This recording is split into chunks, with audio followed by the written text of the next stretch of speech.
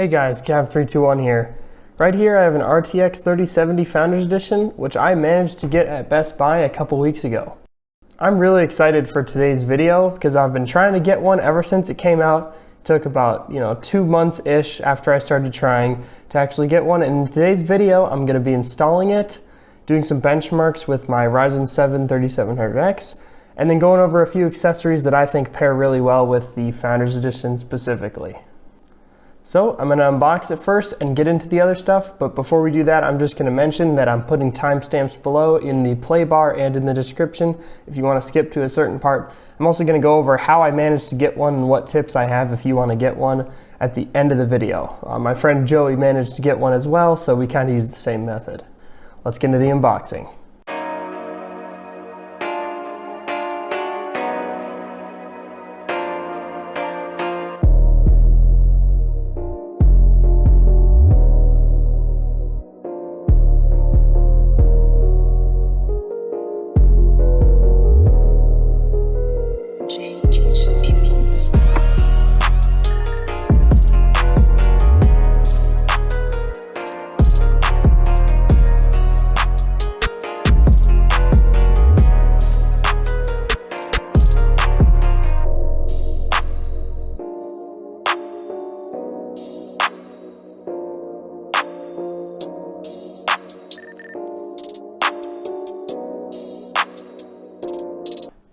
Alright, so now that we've unboxed it, I just want to get into the things about the Founders Edition that warranted these few accessories here. So this year NVIDIA sort of changed up their deal with the Founders Edition. They got a new cooling system which has turned out to be very good and very effective compared to previous blower and pass-through designs. But they introduced a few new things like this 12-pin adapter that is necessary, I guess, on some of the higher-end models, but on the 3070, since it only needs a single 8-pin, it's kind of unnecessary. So in the unboxing, you saw this 8-pin adapter. It's a single 8-pin to a 12-pin, and this thing is pretty ugly even though they tried to sleeve it. It's got some shrink wrap and just doesn't look very good, especially coming out of the middle of the card. So right here I have my fix to it. It's just a simple thing from Amazon. It's the RTX 12-pin adapter from Asia Horse, and this is literally just a white cable extension. As you can see in my system already, I have white sleeved cables. And it goes out to 2 8-pins, so then it's compatible with a 3080 and a 3090. But since I only have a 3070 with a single 8-pin, I won't be needing both, but you can plug in both because more power will never hurt it. It will only ask for the power that it needs. So this will pair really well and look a lot more clean than the standard adapter. So the next thing to talk about with the Founders Edition specifically is the styling. Now, I really like this aluminum color here. It's like a brushed gunmetal sort of thing. I really like this color, and it's a really clean design. I wish the logo lit up like the 3080, but it's fine. I'm fine with it. It still looks good to me. We got the exposed heat sinks, which just look super clean, all black. And then I really like these fans as well with the central cut look and just the whole ring around the fan. But the one thing about this card that I don't like is the back plate. The back plate is just kind of boring. It's made out of plastic, unlike the rest of the cards made out of metal. Not a big deal, but I thought I'd point it out. But the main thing, you can see it's literally just lines and then this angled little tiny 3070 logo, which I don't like. I wish it was centered or something. Just kind of doesn't agree with OCD a little bit there. And it's just plain, like it's just flat. And then you've got this, which is kind of cool that you can see through and see the fan there, but you have to look directly on, which you're basically never going to do in a normal computer, because when you mount it normally horizontally right in the computer like that, you're just going to be looking at the top and the side of the card. So my favorite part of the design you can't even see, which is the fan area. And that's why I bought this Fantex vertical GPU bracket right over here. This is just a simple vertical GPU mount from Fantex. It just includes the riser cable and replaces all your PCIe brackets here, and basically just lets me see the best part of this card, which is that side part with the logo and everything, and then the fans. So I kind of used all these accessories to justify the lower price of the Founders Edition, just because the add-in board partners that are actually decent and look good are a lot more expensive. So we've got $500 for the card, $20 for this extension here, and then $40 for this. So that comes to $560 before tax, which is about the same as a pretty decent add-in board partners such as the Asus TUF, Gigabyte Vision, or the Strix or the MSI Gaming X, which those are a lot more expensive and too close to 3080 pricing in my opinion. So all these accessories will be linked in the description as I said, and I think they're a really good addition if you can manage to get yourself a Founders. And so with all the accessories and the styling and stuff covered, I'm going to put it in the system and we can do some benchmarks.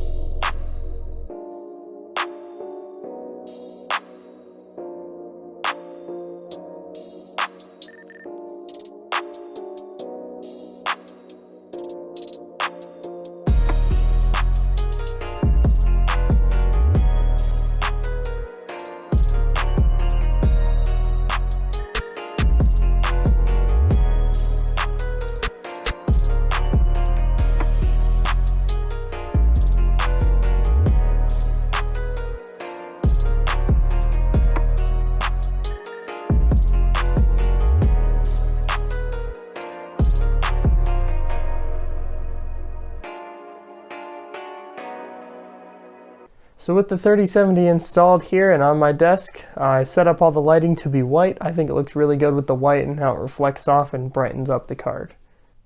So before we get into the benchmarks, I'm just going to go over my overall system specs just in case you haven't seen some of my other videos and just to give you a preface of what this data represents. Alright, so for my motherboard I have the Asus ROG Strix B450F Gaming. That motherboard is paired with a Ryzen 7 3700X CPU in there, and it's on the Cooler Master ML240R RGB 240mm liquid cooler in there.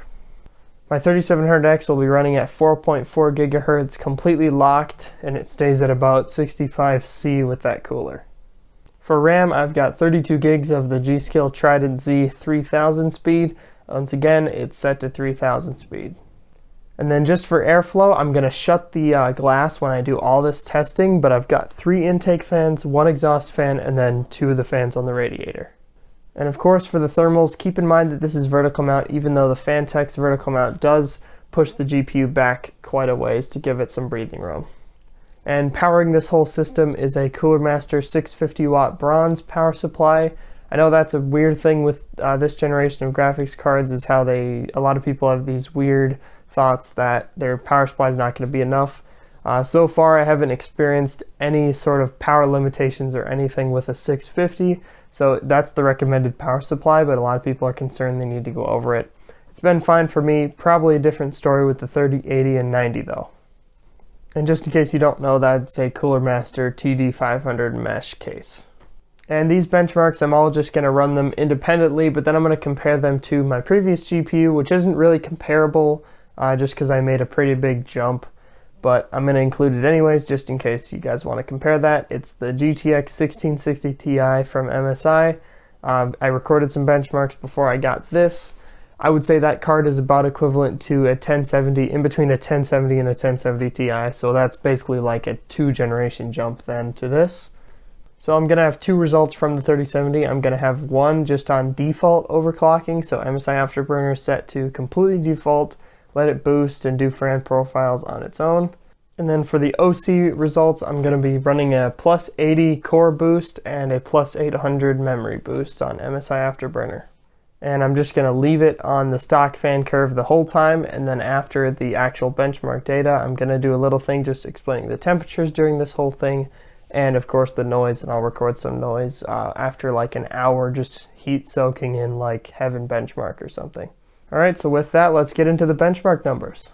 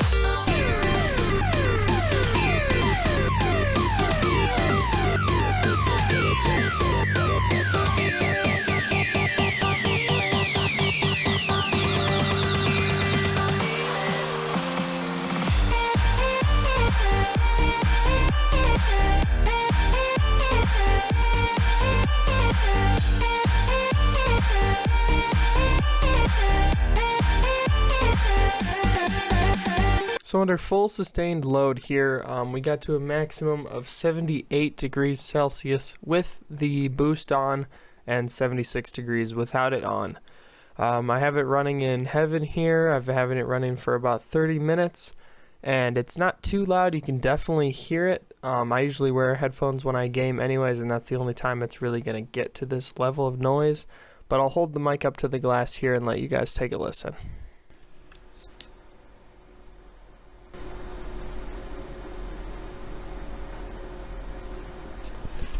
So not that bad of noise levels here, but if you want it to be even quieter or even just completely silent to your ears through the glass, you could lock the fan speed at about 30 on Afterburner. The card would get a little hotter, somewhere in the 80s, like 85C, so it's up to you, but I can't even hear it anyways with headphones on, so I'm just going to leave it with the stock fan profile. So overall, I'm pretty impressed with the acoustic and benchmark performance of the 3070 Founders Edition. Obviously, it blows my 1660 Ti out of the water in most occasions, and that's pretty obvious because it's a pretty big jump in price, and obviously the performance and the VRAM and everything like that. But I really did it just to balance my whole system out because it's more balanced with a 3700X and 32 gigs of RAM and stuff. But the main reason that I'm balancing it out is because of my new monitor. So this is my LG 27GL83A. It's a 2560 by 1440 144 Hz IPS 27-inch monitor, and I got it for around $380 on sale, which is a pretty good deal for all those features in one package. That's pretty rare, and I think it also has 1 millisecond response time, although, you know, it's really not. It's just close. It's pretty good response time. This is going to be a lot better than my old 1080p 144 Hz monitor. It's just going to be able to scale all the settings better, and it looks a lot better, obviously, too. So do you guys remember those add-in board partner card prices that I listed at the beginning of the video? Yeah, that's not really the case anymore as of shooting this outro. So that brings me into my last point of how I got one and the current pricing and stuff that's going on. Right now in the world, obviously we have the COVID-19 pandemic in 2020 and now 2021, but there's also a new problem of the US tariff on Chinese goods. A lot of the add-in board partners are extremely overpriced right now for what you're getting. Fortunately, the Founders Edition cards are all at MSRP as well, so those will probably become even more popular and even harder to get, but at least they're good value still. So obviously, all the stuff I'm about to say only applies to when I posted this video. Once this pandemic is over, eventually things go back to normal. This part does not really matter, and you can just skip to the outro. But if you're going to try to get one right now, I'll tell you how I did it. So if you have ever tried to get one before, you'll know that by yourself is nearly impossible unless you obviously write your own bot to do it. But I ended up using a bot that I found on Twitter. So I just went on Twitter and searched RTX stock bot, and I found this bot that basically just sends you notifications when anything comes in stock. Originally, I was using Twitter for a while, and it seemed like they were kind of delayed notifications, and it didn't really work as good. But then I found their Discord. So at the top of their Twitter page, which I'll link in the description, they have a Discord server that you can go on, and notifications are a lot quicker on Discord that I've noticed, and that's how I ended up getting mine. They have all kinds of products on there, from CPUs, graphics cards. That's the main thing right now, but I think they're planning on maybe adding more. And all I had to do was sign up for the 3070, and every time a 3070 came in stock, I would get a notification. So one day while doing online school here, I just got a notification of a Best Buy notification. It was actually a 3090 that I saw, but whenever Best Buy restocks some of their 30 series, they restock everything. So I quickly clicked on it, looked up 3070, found the Founders Edition, and quickly added it to cart, and I was able to get that one. Now, I would really recommend Best Buy for this because Newegg just has a traditional checkout system where the product is only reserved when you fully check out, whereas Best Buy, as long as you get it in your cart and pick a store and then hit the checkout button, you have the card. And then you have a timer to put in your information and everything. You're not rushed to do that. This allows you to beat all those bots, and it allowed me and my friend Joey to get one as well. Alright guys, and with that, that's the end of my video on installing my 3070 Founders Edition. I really like how it turned out with the overall package, and I hope you guys enjoyed the video. It was really fun to make. If you want to know anything else about my setup or my PC, be sure to comment down below and I'll try to respond or make a video on it if it seems like a good idea. Now, we're on the road to 1,000 subscribers here, so if you would like to, you can hit the subscribe button down there and get any sort of videos on my setup. With school and stuff, the upload schedule is obviously a little weird, but I'm just trying whenever I get an opportunity with a new tech thing. I'm going to try to post. Recently, I've been using the Oculus Quest 2 and have kind of started a trend in my friend group, but it's been really fun, and I'm going to make a video on all my accessories I'm getting for it when they all arrive. So thank you guys so much for watching this video. Have a good rest of your day. Gav321 out. Bye.